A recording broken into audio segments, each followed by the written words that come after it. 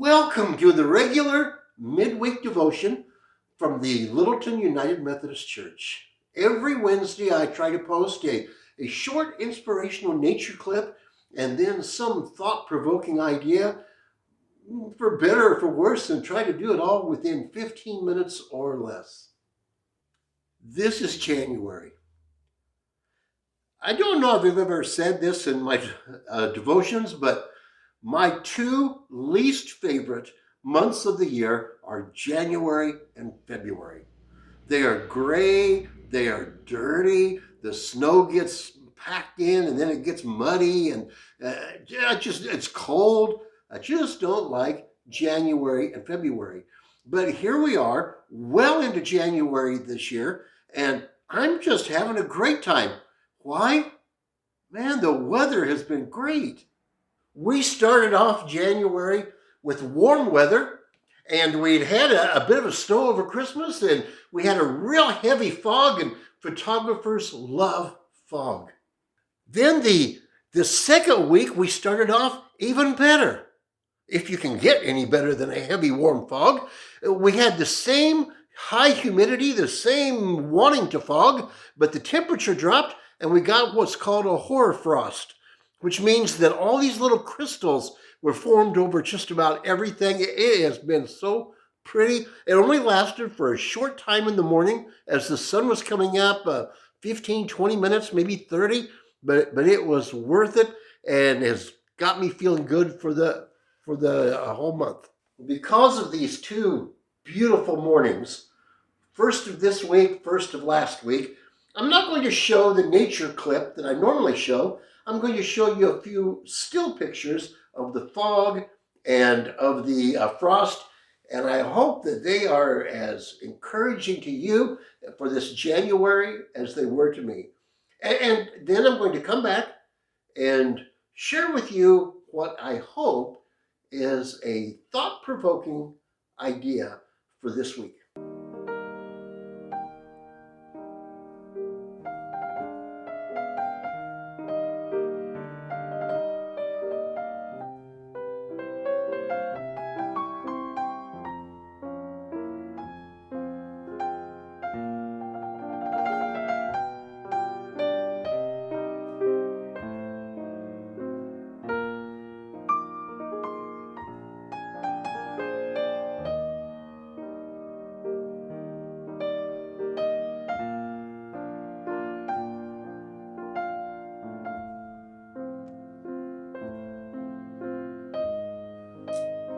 Well, I hope you liked the pictures. I certainly had a fun time walking out in the woods and taking those pictures. And some of them were right here in town, and some of them were out in the woods. And while going, I stumbled upon a beaver's dam. And so I've been watching it now and taking some pictures. Hey, do you notice anything different? Give me a minute to think.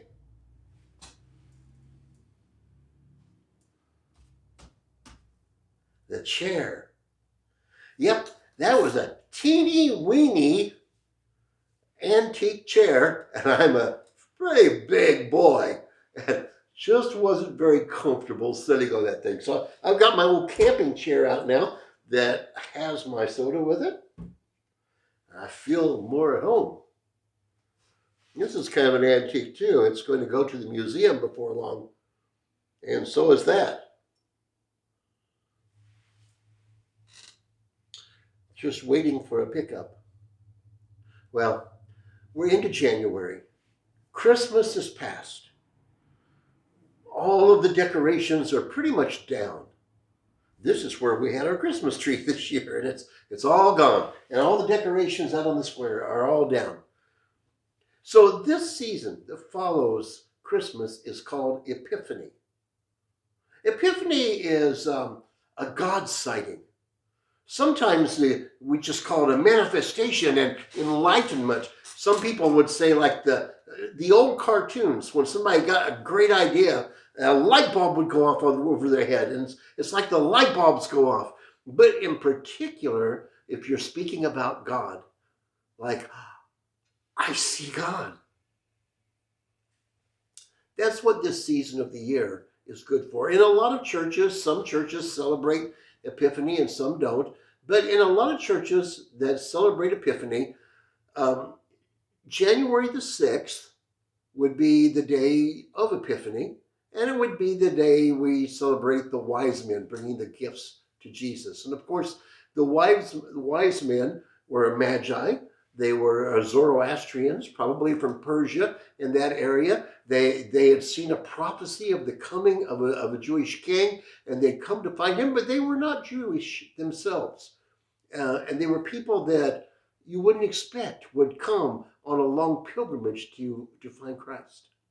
For churches that do celebrate Epiphany as a regular time of the year, a season of the church calendar year, the first Sunday of Epiphany is the first Sunday after January 6th, and it is traditionally a Sunday that we would celebrate the baptism of Jesus.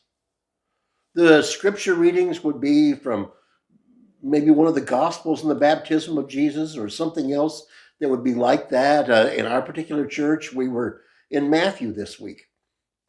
And so we look at the baptism. Now, the season of Epiphany will go 6 or 7 weeks, maybe, clear into what we start Lent on Ash Wednesday. And the very last Sunday of Epiphany, a lot of churches that celebrate it, they celebrate it with the story of the Transfiguration. And you see, up until the Transfiguration, Jesus is growing, his ministry is growing, people are learning that here is the Messiah, here is the Christ, and that's why we call it the Epiphany. It's like, there's God, we've been waiting on him. And then from the Mount of Transfiguration on, there starts to become a lot more problems, and Jesus starts heading toward the cross. And so that's a different season of Lent that we look at that. Now, some churches celebrate it, some churches don't. And churches that do celebrate it, they can be preaching between that transfiguration, between the baptism. They can preach all sorts of sermons. There's nothing really prescribed. Although if a person is going to be speaking, or a church in the Gospels, they tend to look at the earlier portions of Jesus' life. So this might be a good time to ask, so why bring that up? You know, some churches celebrate it, some churches don't. Why focus on that for a midweek devotion? Well, I've got 2 reasons for focusing on it. The first is that I was asked to. Several of you have been watching my videos, sending me emails, talking to me during the week, and there are things that we have discussed during Wednesday devotions that you'd like to learn more about or me address a little deeper. And there are other things that you're curious about and you just wondered what I would have to say about it.